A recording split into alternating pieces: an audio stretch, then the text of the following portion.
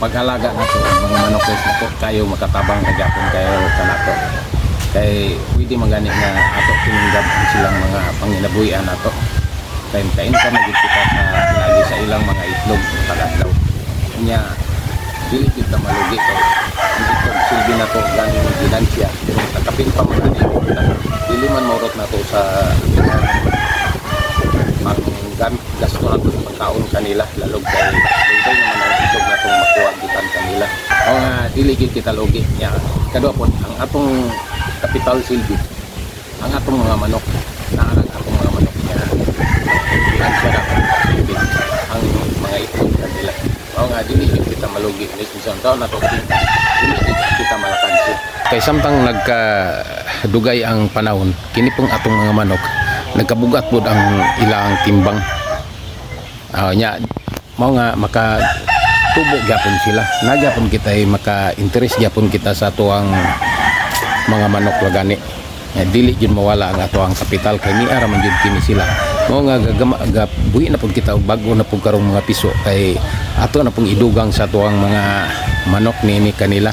kay haron pud maka produkto pud kita dagkang itlog nini kay kung dagkan ang mga bayi natong mga manok mas dako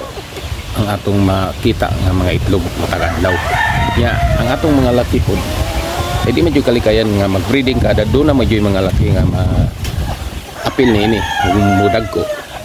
atong technique para nato nga moy atong ipambaligya ang atong mga laki kung madagka na sila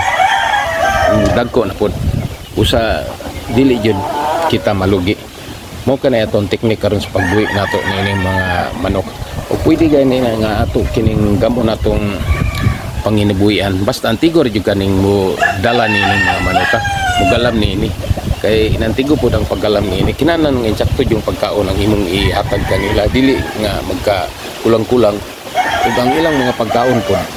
kadto pong mga pagkaon nga para jud pagpakaitlog kanila ug mao kini atong gigamit karon mao nga dili jud kita lugi ni atong pagbuhi og mga manok kay ato na kini obserbaran po nato